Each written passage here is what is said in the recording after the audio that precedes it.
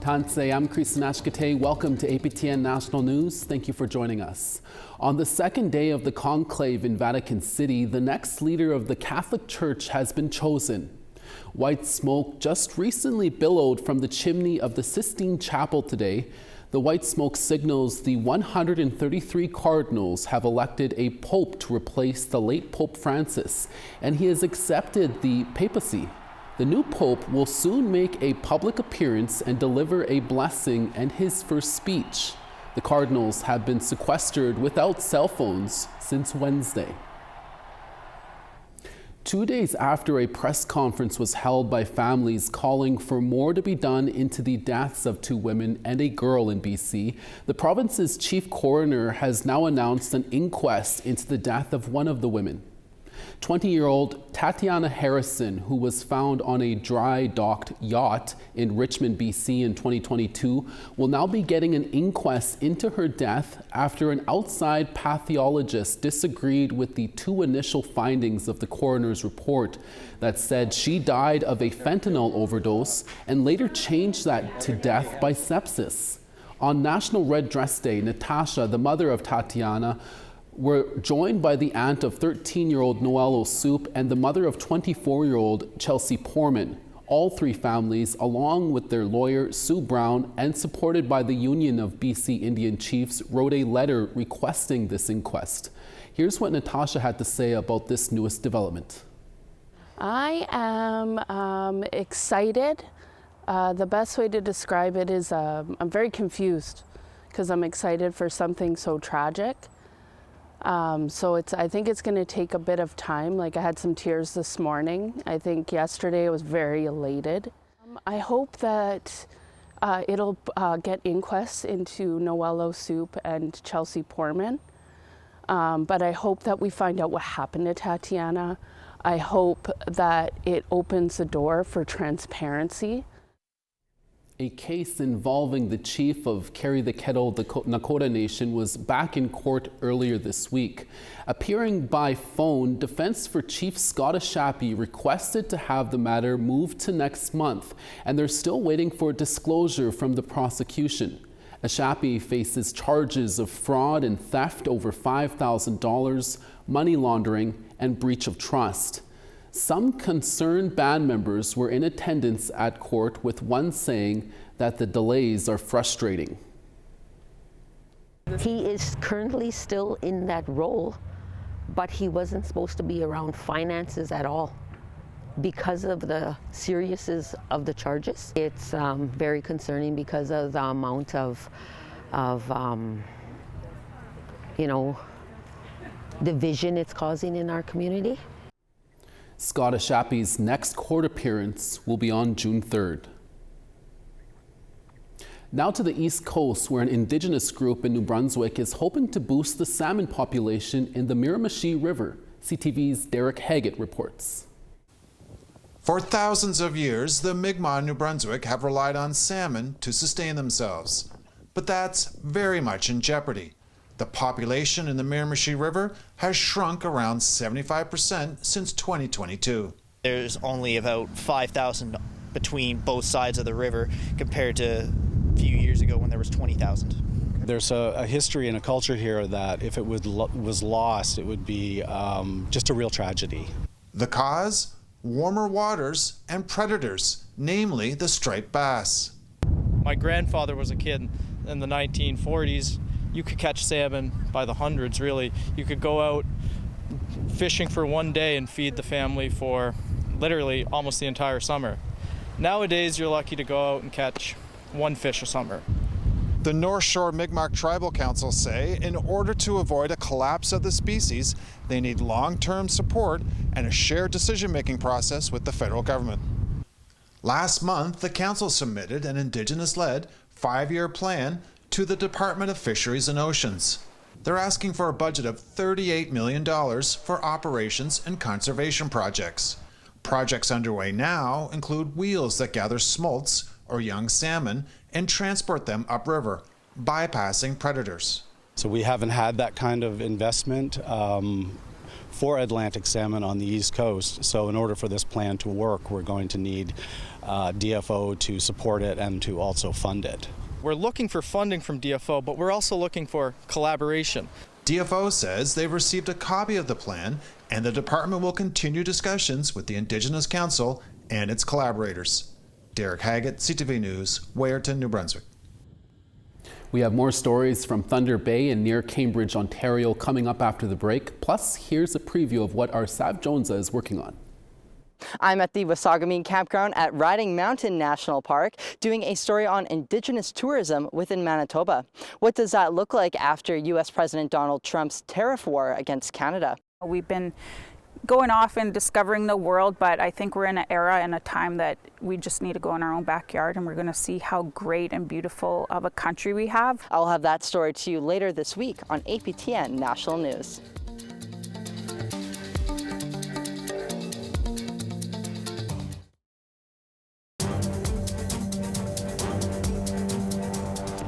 Welcome back. For more than 20 years, the underground gym in Thunder Bay, Ontario has been teaching youth how to box.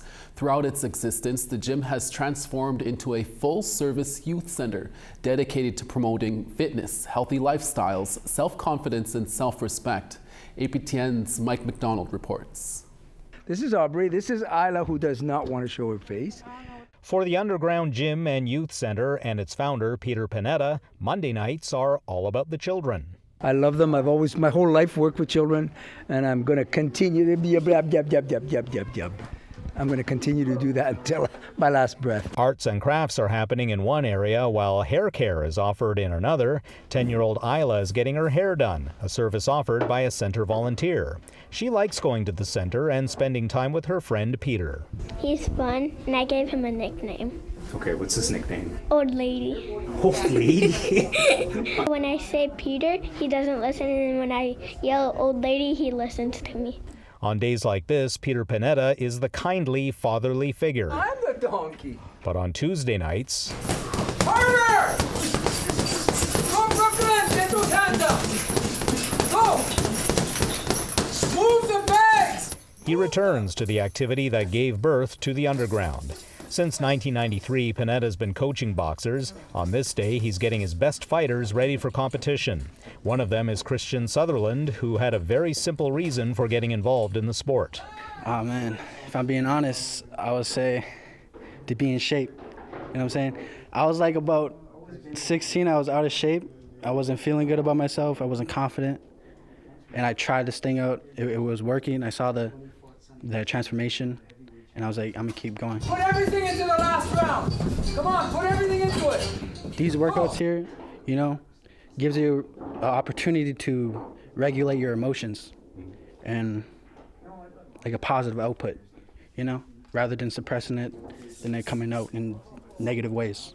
But at the same time, you can't use the training to go out in the street and use it in a bad way, I guess.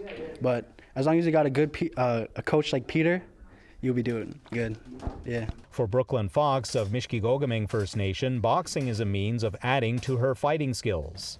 Yeah, I'm very much into martial arts more than team sports.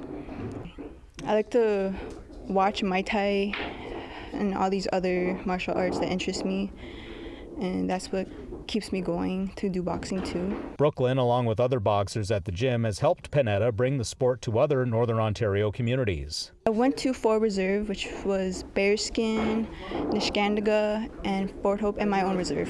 And it was really fun. I really enjoyed getting to know the youth up there. It was nice seeing like the potential some of them had, and overall it helps my communication skills. Panetta, who often talks about his own tough youth, works his fighters hard. Yeah, well, you know what? I'm brutal, but life is even more harder than me. So if they can take it from me, they can take it out anywhere. It doesn't matter. You see them struggling, and you see them huffing and puffing and struggling, but they persevere. They keep going. So what does that tell you? They're going to do the same no matter where they go. Ideally, what I'd love is to have all of the Northern Reses with boxing clubs connected, and then they can compete against each other with a tournament or at the very least, if there's competitive fighters, they can come down to Thunder Bay and join my fighters. And off we go to competitions wherever we go. Panetta says he would like to see the underground gym and youth center model, which in addition to boxing includes art and music lessons, to also be adopted by First Nations communities across Northern Ontario. Mike McDonald, APTN National News, Thunder Bay. The Winnipeg Jets began their second round of Stanley Cup playoffs at home on Wednesday night against the Dallas Stars. Unfortunately, the team lost to Dallas 3-2 last night. Despite that, a local First Nation company is now getting in on the Winnipeg Jets' current success and are helping the Jets paint the streets white. APTN's Veronica Blackhawk has that story for us. Well, this was a big deal for us because it's not only is it big for the community, but it's big for me as an individual. I'm a super big Jets fan, right? So when I started my company 12 years ago, this was one of my dreams, to print for the Jets. And I thought it was a dream that I would always chase, but now it's a dream come true.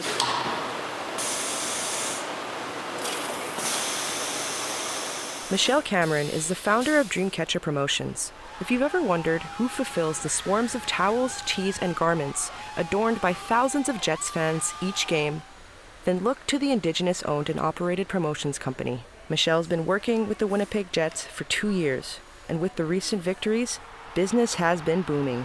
Now that we're in round 2, like our timelines are still pretty tight because every game that we win, it advances us further. So we're always chasing towels, right? So that was one big piece, and then we fit in the apparel in between the towels. So for us, it's like a revolving door. It's like we're constantly on the go, and we're still doing 12 to 18-hour days. It's a partnership that's extremely beneficial for the company, one that extends far beyond game night. It gives us a leg up in a sense because now we can showcase what we're capable of and the capacity that we can do. We're one of the largest printers here in Manitoba, so we can print out 8,000 to 9,000 units in a day. So it's helping our company grow. Like we're getting a lot of new accounts that we might not have had before, just because they're accounts that require high volume. So they know now we have the capacity to do that. It's a game that brings communities together and provides economic support to Indigenous creatives, proving that a win for the Jets is a win for the community. Well, just the Jets alone keeps 8 of our staff steady, and then we're having to bring casual people to fill evening shifts and day shifts, and it's more than just printing a shirt. There's so many hands that this order has to touch. Veronica Blackhawk, APTN National News. Indigenous youth from across Canada have recently gathered in an area just south of Cambridge over in Brant County in Ontario this week for a celebration of history, culture and dance as they prepare an important event later this month. CTV's Ashley Bacon had a chance to meet some of the teens taking part in the Outside Looking In's 18th annual showcase. Stepping into the spotlight. It showed me the path of the arts, so theaters, performing, music in general. Sheldon Harper joined Outside Looking in grade 7 and now is the program's sound engineer who mixed the music for this year's showcase. I learned how to produce, mix, master, be an engineer, do all the technical side of music. And so after that year, I applied to work at OLI again, and instantly they told me to They hired me, and I got to work on everything they have done. I'm technically achieving my goals so far. The 18th annual OLI Showcase brings 100 Indigenous students from 14 remote fly-in communities to Southern Ontario to perform. Winona Chavez is from Northern Manitoba. It was very overwhelming. It was my first time seeing a big city and being around so much people. But I'm glad I did it. The program combines academics and dance. They're getting credit for it every year through high school. They put in 110 hours through the school year to get that credit. And it's a combination of education, and academics, and dance. The goal is keeping kids in school until graduation. The dropout rates are even higher in the more remote communities. So this program was really started to be that motivator, because who doesn't want to go to school and dance, right? 1, 2, 10, up.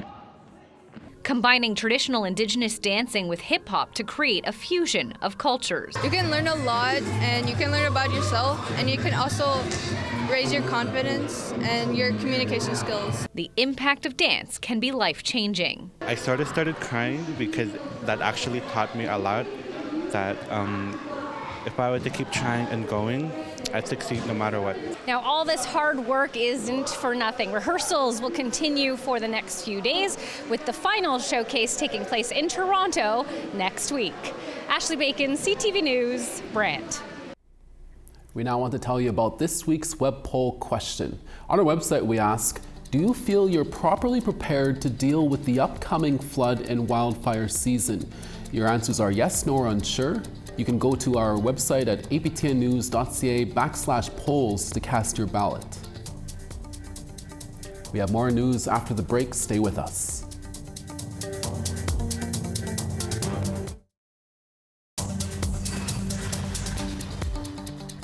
To the east, Charlottetown 16, sunny in Halifax at 13. 3 in the Grand River, Anujiwak -3. Saint Jovite 7, Quebec City 8. Toronto 8, Ottawa 8. 3 in Sudbury, Sioux Lookout 7. 16 in God's Lake, Puckatawagan 14. 14 in Winnipeg, Dauphin 21. Swift Current 17, Yorkton 18. 7 in Stony Rapids, Buffalo Narrows 9 and partly cloudy.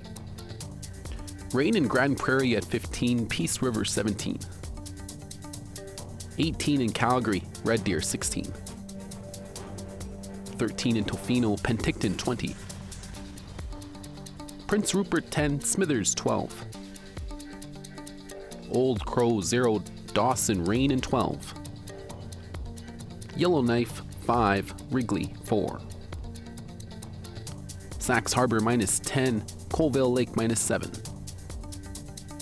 Chesterfield -8, Whale Cove -9.